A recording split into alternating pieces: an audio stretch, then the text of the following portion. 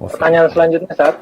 Ini dia sebelum menikah pernah mendengar dan bertabayun terhadap pernyataan Ustaz, yaitu menikah tidak perlu cinta. Alhamdulillah ala kulli hal sudah setengah tahun lebih beliau dan istrinya tidak merasakan cinta satu sama lain. Lalu istrinya tidak kuat menjalani hal seperti ini.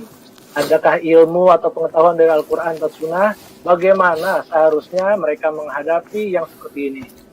Aduh, Ustaz. Nah, iya. Ini kesian nih jamaah ini, kayaknya jadi korban pernyataan Ustadz ini ya. Nah, ketika bicara menikah, memang nggak harus cinta. Ketika ada cinta, alhamdulillah. Antum tahu Nabi SAW menikahi Sofia. Sofia itu benci sama Nabi SAW. Sofia ini, bapaknya dibunuh karena memang melakukan pengkhianatan. Pamannya dibunuh, suaminya dibunuh. Lalu dia dinikahin sama Nabi SAW. Kira-kira gimana bencinya dia sama Nabi SAW? Seorang laki-laki yang telah menikahinya adalah yang telah menyebabkan kematian orang tuanya, pamannya, suaminya sendiri. Bagaimana kemudian Sofia itu jadi cinta sama Nabi SAW? Ini yang perlu ada ilmunya. Jadi jamaah rahimakumullah, Allah mengatakan waja'ala bainakum mawaddatan warahmah. Allah yang menjadikan cinta dan kasih sayang di antara kalian. Ja'ala di sini ada usaha dari manusia. Ada usaha dari engkau. Bagaimana usaha suami? Nabi SAW berusaha menumbuhkan cinta. Dengan cara beliau menyebutkan kepada Sofia, Sofia, bapakmu melakukan ini dan itu.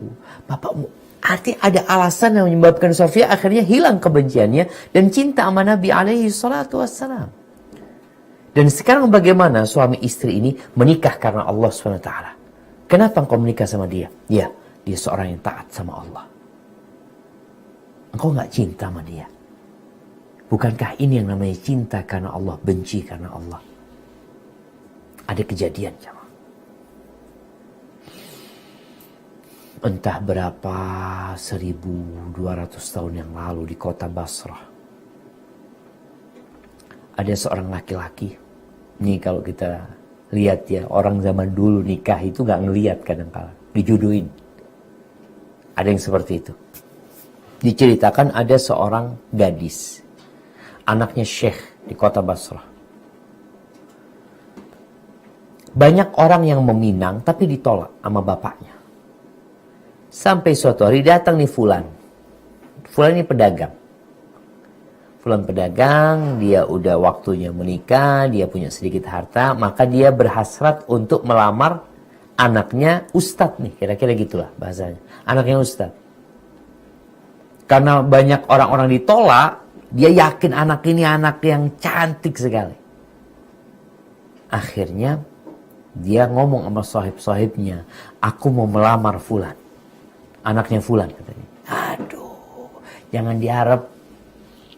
Banyak yang lebih tampan dari engkau, banyak yang lebih kaya, banyak yang lebih sukses, ditolak semuanya, apalagi kayak engkau. Kata orang ini, siapa tahu rezekiku dan jodohku, kata dia. Berangkatlah nih pemuda. Melamar, berangkat ke orang tuanya, sampaikan dan subhanallah diterima jemaah. Gimana bisa diterima? Pulang dari sana ngomong sama sahib-sahibnya, alhamdulillah diterima. Gimana tuh bisa diterima, kata dia. Ya udah diterima aja, kata dia. Akhirnya ini laki-laki gak ngelihat sama itu perempuan sama sekali. Kalau dibilang cinta, gak ada cinta sama sekali jemaah. Cuma dia kebayang ini perempuan kayak gini udahlah, ada dalam bayangan dia. Sampai malam pernikahan, udah akad malam masuk. Dia belum melihat istrinya. Sholat isya sama mertuanya berjamaah di masjid. Tak pulang-pulang mertuanya. Doa mertuanya. Sang menantu berpikir, kayaknya nih bapak mertuaku menyesal mungkin ini dapat menantu aku gitu. Sudah. Akhirnya selesai pulang ke rumahnya. ketika mau masuk kamar pengantin ya, dia cerita, aku melewatin orang-orang tua kayak bangkai-bangkai hidup gitu, ya Allah, kata dia, ada apa kok kayak gini ya. Biasanya kan anak-anak kecil-kecil ya yang nyambut, ini enggak orang-orang tua-tua. Sampai akhirnya aku masuk ke kamar pengantin, dia baru melihat istrinya itu di kamar pengantin. Istrinya datang bawa satu bungkus uang. Dia datang di depan, suaminya mengatakan, ana sirru abi, aku rahasia bapakku. Aku minta engkau tidak ceraikan aku. Ini uang silahkan kau pakai untuk menikah lagi. Ini uang silahkan kau pakai untuk membeli budak atau apa. Tapi aku rahasia bapakku, jangan dibongkar. Apa suaminya melihat, ya Allah, cacat ternyata istrinya. Ada cacat di wajahnya. Bayangin. Shock ini laki-laki. Tapi subhanallah, dia itu pernah ikut kajian.